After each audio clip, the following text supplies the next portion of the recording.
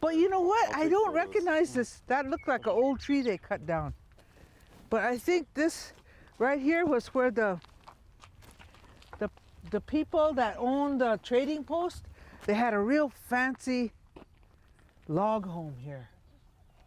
And it was a real log home. The logs and the walls were this big. So that's why we had the medic station there, because those big rounds that the feds were shooting wouldn't go through.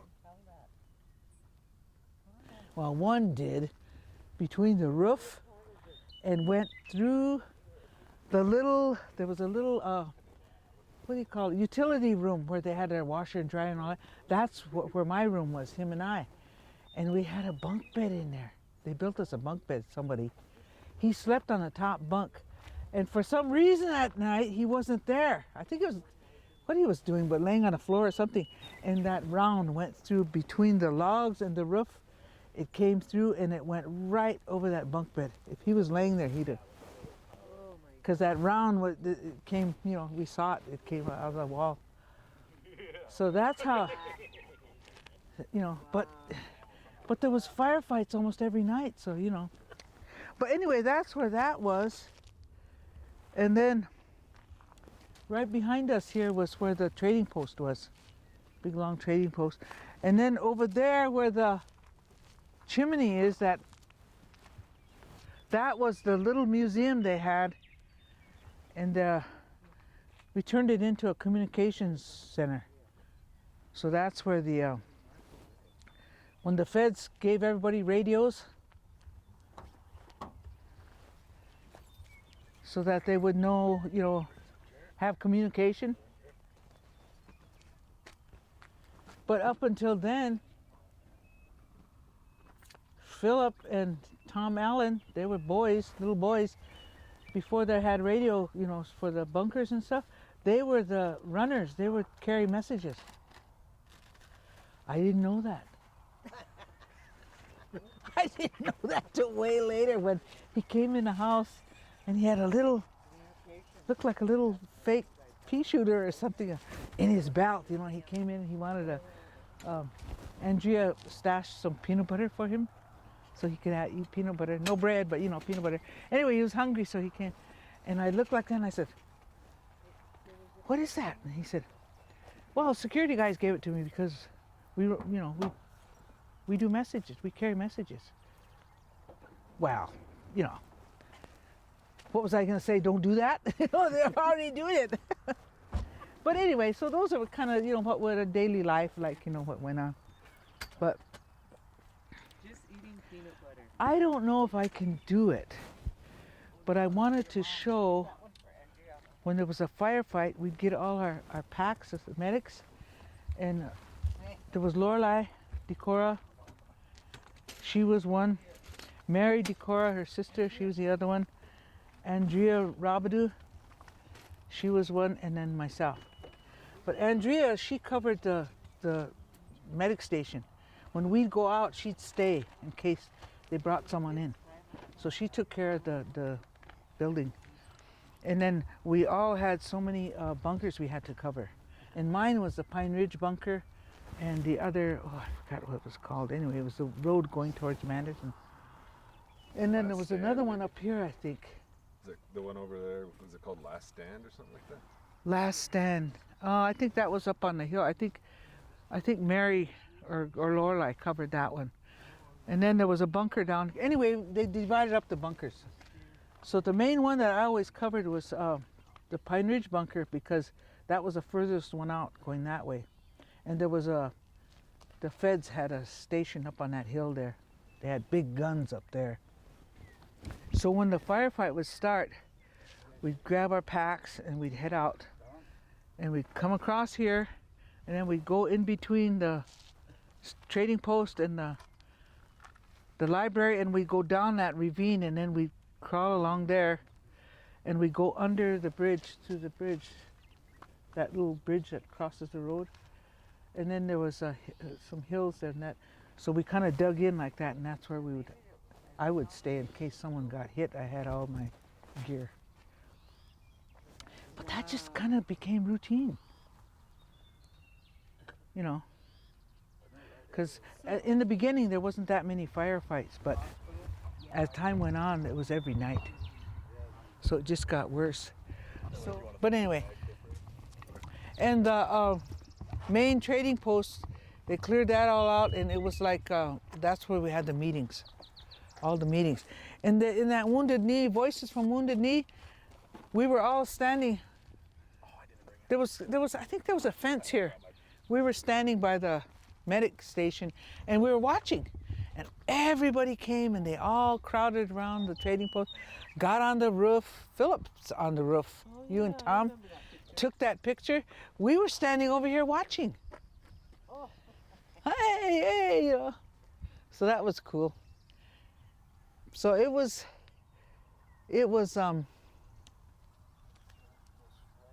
kind of spread out, but way down there was a church down there, and that was one of the they had a cook shack down there.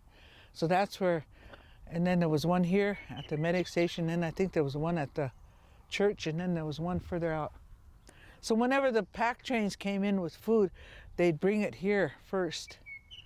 Well, not all the time, but most of the time, because we were the medics, you know, and then they'd distribute. We'd make up, you know, divide it up evenly to all the cook shacks so that everybody got a fair share. Because food was really, you know, it wasn't happening mostly, but what they could pack in. But get this, I was really impressed anyway.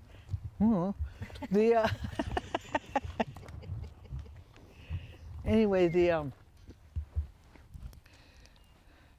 the National Council of Churches worked with, you know, the feds or whoever, and so they came in. They put the roadblocks down, so they came in, but they wouldn't let them bring food. But the only thing they let them bring was they brought it here, great big bag, plastic bag, big, and it was baby formula. So we thought, oh well, that's good, because you know we had kids in here, and so later on we were going to divide it up, you know, and here there was a note inside, and it had pancake flour. Everybody went, yes, because you know what we were making pancakes out of before that? Somebody found this big bag of, what's it called? Cattle feed. Yeah, for calves. Yeah. But it was, what is it that everybody eats nowadays instead of milk? Oh, powder milk? No? Whey? Soy? Soy. Okay. That's what it was, a big bag. So we just ground it up, and we made bread and pancakes, whatever else out of it. So we were eating cat food there for a while, and then they snuck in this big bag. That was so cool, because we went, yes, look, for real. It was really neat. But anyway, let's kind of walk this way.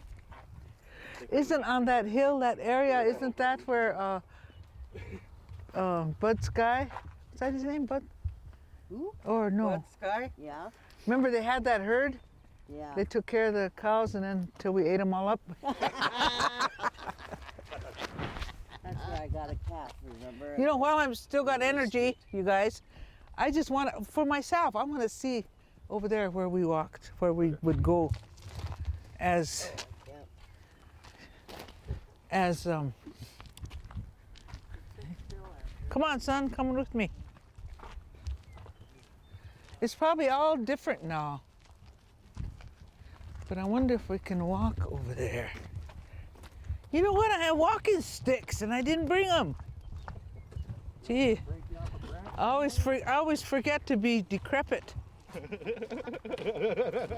I'm supposed to be decrepit now. What the heck? Well, remember, this was a trading post, and the tourists used to come here. And those people that had that house and this trading post were just culture vultures. So they had it all cool. They had the paved road and everything for them and their tourists. So We didn't come this way because it was too open, you know. By the time we would head for the bunkers, there was already tracers going over our heads, and they had big guns too. So we had to kind of crawl through the ravine.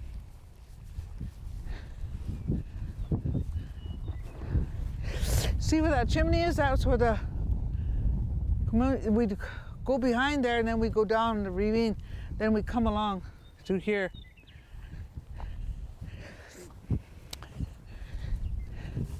And then we go through here. And is there a culvert underneath there? I can't see. Anyway, there was a big, kind of like a culvert.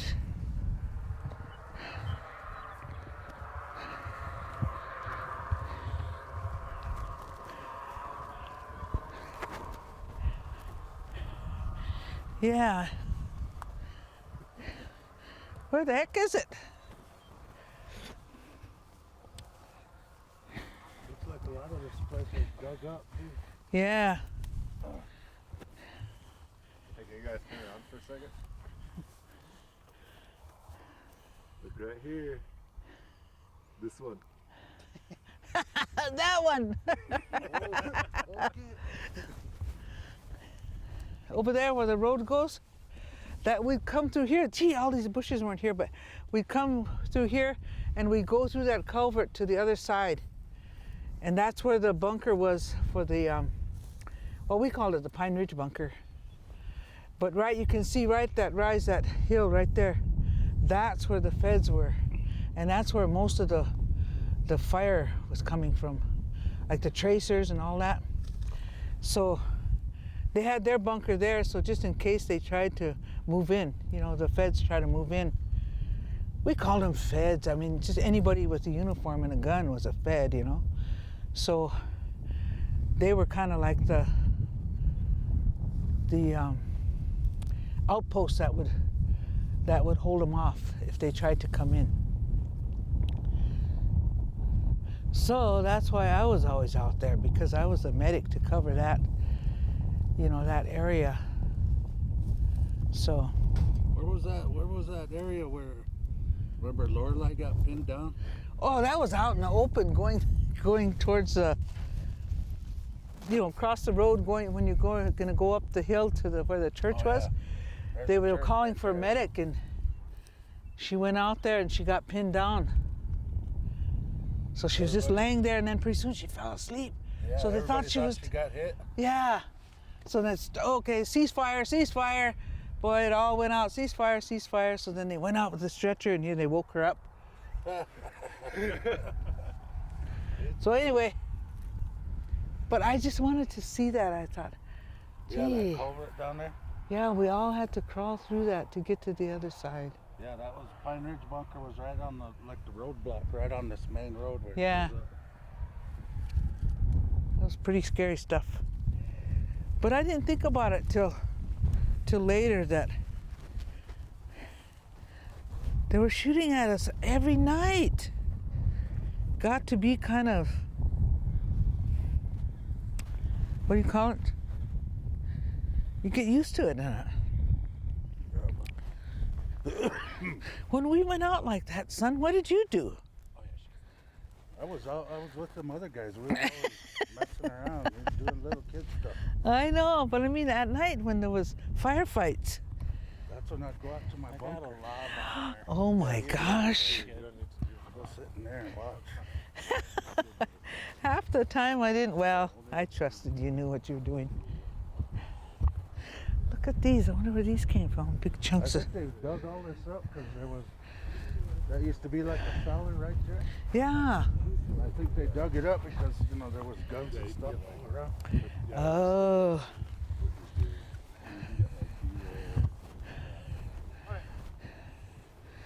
Yeah, so most of the days that I was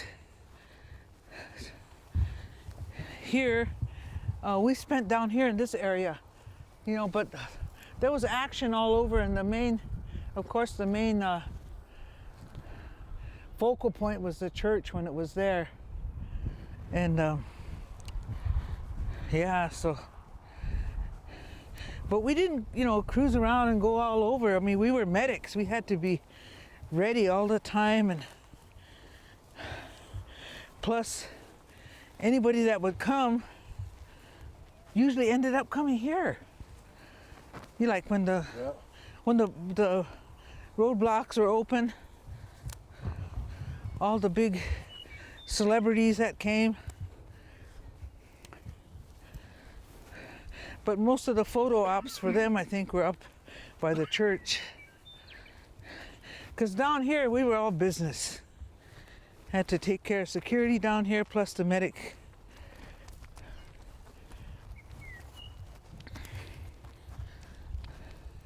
So otherwise, the only one that was running all over the place was you. Did you go down there to that? Remember that church? Yeah, Tom and them guys, I think they were living down there. Yeah. So we was back and forth, me and him. Then over there on that side. Yeah. Was that when Clearwater got hit? Or when was that? Yeah. Because I remember they were calling for at first when we got the word. So then I came outside, they said we need a stretcher. So I came out like that and I looked around and everybody was like this, all guys with their weapons, especially against that building. Larry Anderson. They were all sitting like that here. Larry Anderson came running like that. He just picked up that stretcher and he just took off like that. So I was right behind him. And man, I thought we were done for. I mean, they just opened up. Because, I don't know what it looked like well, they're feds. I didn't know what they were thinking that he was carrying. He was carrying a cot, a stretcher. But as we got past the road and started across, then they had a ceasefire when they, realized what happened. But I think they were just, I don't know, trying to scare us or whatever, because there was just, all around us. They were they could have got us, but I think they were just trying to stop. I don't know what they were trying to do, but pretty soon there was a ceasefire. So then we got up there, and then by that time with ceasefire, they got a car up there. So they just put him in that car. But I could see right away, good grief, it was really bad. So anyway, but yeah, I'll never forget that. Larry Anderson, he's Navajo, Dene, from Arizona. He just took off. I couldn't carry it. I had my medic bag and everything. But yeah, that was kind of traumatic. And I never did see anyone shot before like that. It was sad knowing that there was no hope for him, huh? Yeah. Gee, he was already dead. Yeah, he was gone. What's his name? Gee, I thought I'd never forget his name. His picture's in there in voice. He's holding him. They had a towel on the back of his head. Clearwater. Clearwater, yeah. But it was a major firefight that went all night and just on into the morning. So everybody was kind of hunkered down, and he was sitting against the wall like this. That's why he got hit in the back of his head. But they were shooting big ammo. That's all you could do is just take cover, So when Clearwater got hit, was that like how many days were you guys into? Like, was it early on or later? Or? It was later because it was good weather. It wasn't snowing anymore. It wasn't cold. And so it must have been, I forget, latter part of April, maybe first part of May. Yeah. But there was a lot of negotiating going on at the time. But we weren't really, in on all of that, we didn't really know what was actually Oh, yeah, they have taking those place because we teepees were set up. medics. We were medics, so we had to stay, stay at our post. So they would come, they'd have a meeting here in this building, and they'd come and tell us what went on. And so it was the Ogallala, what was it? Civil Rights Organization or something like that. Anyway, it was all those women, Gladys Bissonette and Alan Moose, all of them, they were the ones that met with the feds, negotiations, and some of the leadership of the American Indian movement. But the leaders were those elder women from Pine Ridge that were, and of course they conferred with everybody else. They conferred with the older, chiefs that were still alive then. And so they're the ones that said, all right, we need to, it needs to end after Buddy Lamont got killed. But it wasn't the standoff. We were trying to stay here as long as we could. It was all about the negotiations that were taking place. I didn't want to be here. Nobody I don't think wanted to be here in the beginning because we, this was like a setup. I mean, look at us. We're sitting in a big, hole. I mean, there's no strategy here, for a standoff. If there's going to be a standoff or anything like that, you'd be on high ground, So the feds had all the advantage, and they set us up. Because we were coming in a caravan. Like I say, it wasn't everybody that was in that caravan that first night, everybody had a different experience. Nobody had the same experience. We were like in the middle of the caravan, and they opened up on us, and then we could hear gunfire, so everybody started really slowing up. And then all of a sudden, we could hear the gunfire, and then we saw runners coming up the road. Runners, I think that's Bill. Yeah. Runners coming up the road, and they were saying, get in the ditch, get in the ditch. They're firing at us. So that's what we did. And then separated from you, so I was with Carter Camp, and then somehow or another I got in a van with them. Yeah. And they said, lay down. Tough kill, sit here. Yeah. Seriously. Okay. Go get him.